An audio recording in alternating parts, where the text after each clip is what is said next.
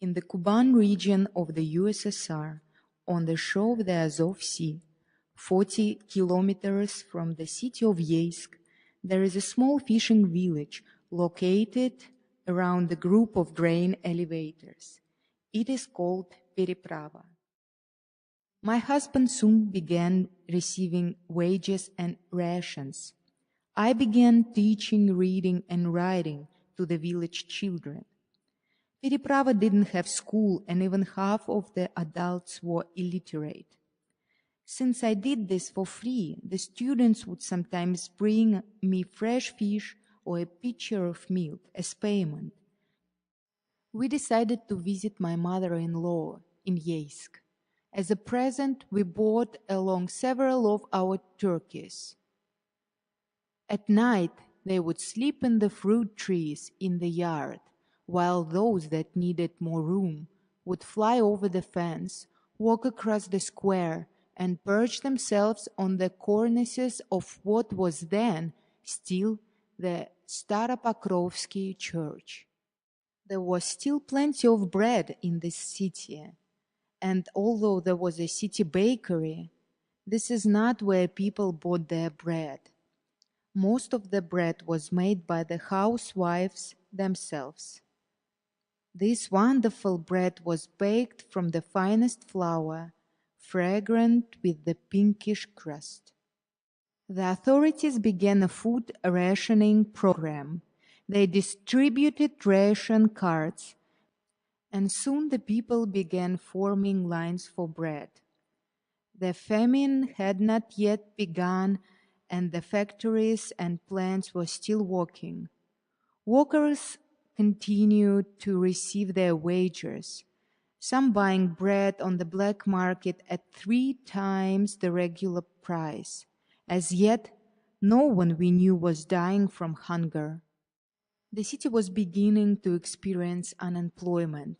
However, since my husband was unable to find work, we decided to move on to Mariupol.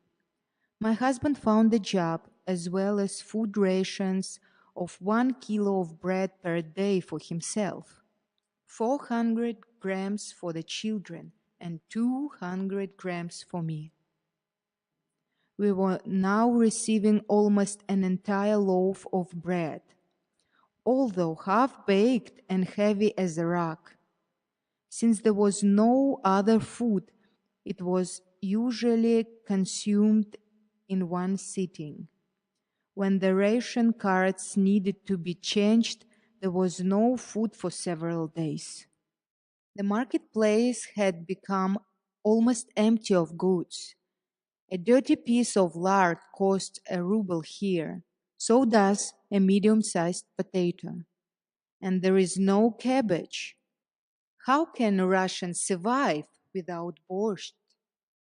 Then an official arrived from Moscow and made some kind of foggy speech about Germany's intentions for expansion. We ridiculed the speech, saying, "Let the Germans jabber away," but it seemed that something was going on in the upper political circles. But because we had grown accustomed to slogans such as "Be on guard" and "The enemy is at the gates," we didn't take the speeches very seriously.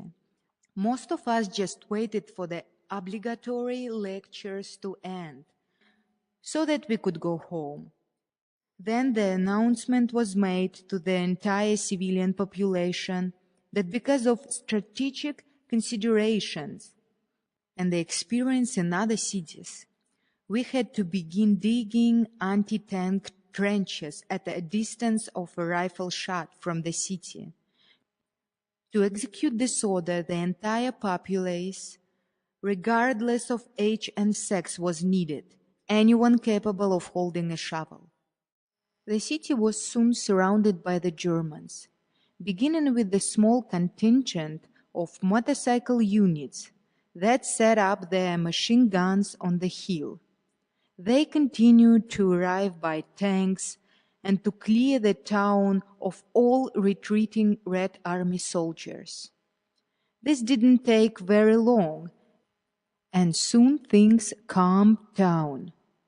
The Germans then began to take up quarters in the city itself.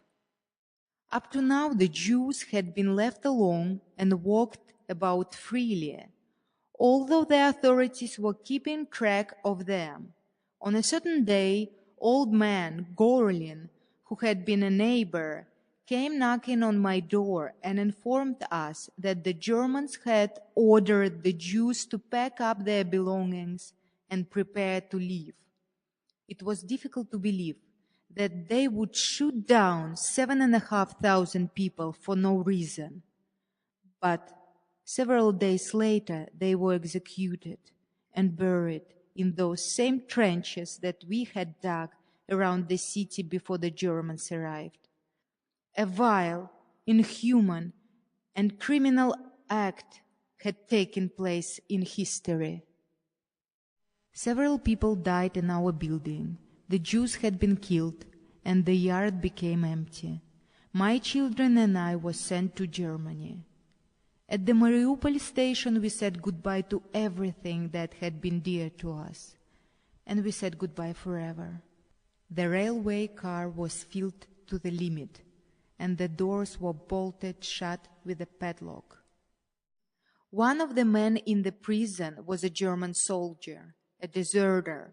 He had been arrested because he went home to visit his sick wife and children without permission. He told us about the battle at Stalingrad and the German defeat on all of the fronts, the armies destroyed and retreating. He said that half of Germany was already in American hands. We listened in amazement, not believing our ears, but saying nothing. We didn't want to miss a single word of his account. Throughout our entire 4-year imprisonment, we had not known what was happening on the military front. We stood for hours in the hallway with the other prisoners, talking without being told to return to our cells.